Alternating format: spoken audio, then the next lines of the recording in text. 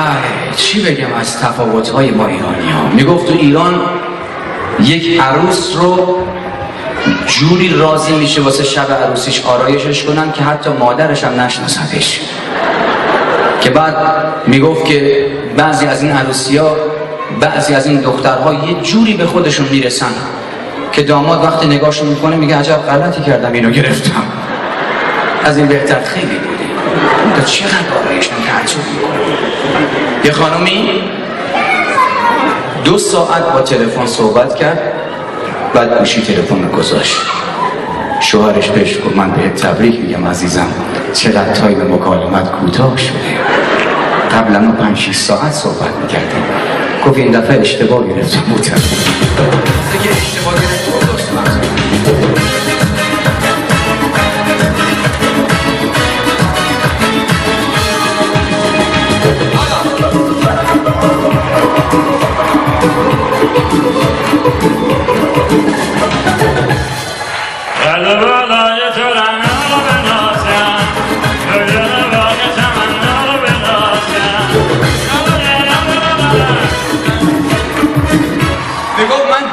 گوشی تلفن برداشتم هول شدم، میخواستم بگم الو بله، گفتم بله و اله، طرفم گفت سل و علام، اونم قاطی کرد.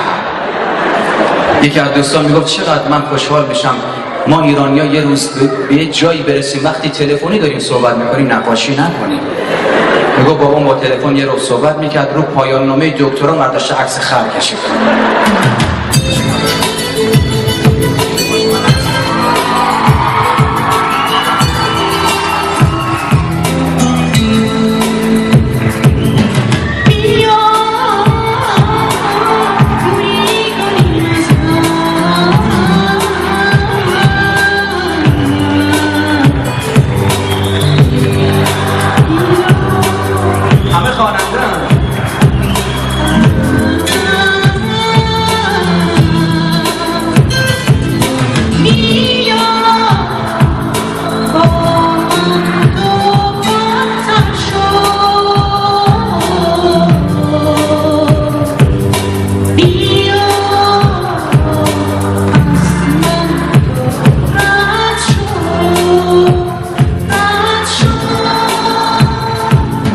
زخم بزن که زخم رو مرد میکن، اصلا برای عشقم درد میکن.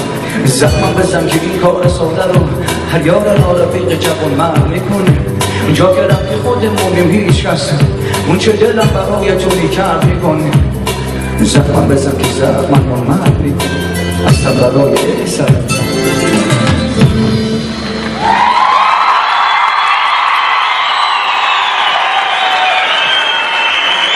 بله، فرزاد حسنی میگفت ما در دنیایی که زندگی میکنیم 2 نوع آرامش داریم. یکی آرامش قبل از طوفان، یکی آرامش بعد از دستشویی.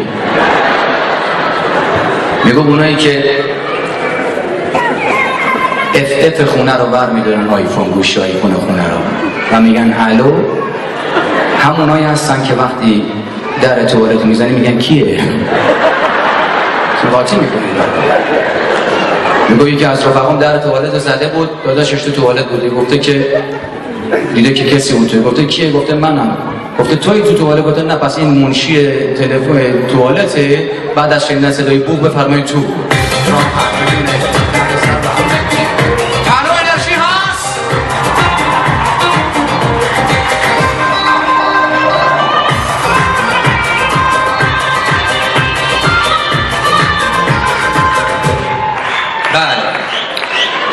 سر یک از این چهارراه‌ها یه روز یه کودک فال فروشی رو دیدم، مثل خیلی از شماها که دیدید.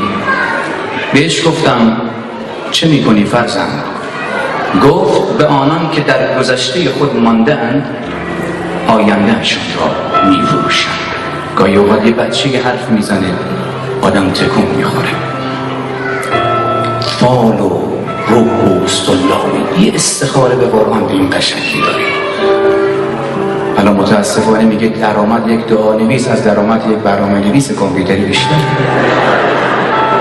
کجا داریم میگه ما یه عمر داریم فال حافظ میگیریم، غافل از این که حافظ خودش فال قهوه میگرفته. به استناد اون شعری که میگه ما در پیاله عکس رو خیال موقع قهوه رو تو پیاله میخوردن. فرزاد حسن هم میگه مادر پیاله اینو فوش بود، الان دیگه استفاده نمیشه. هر کسی تفسیر تعبیر خودش.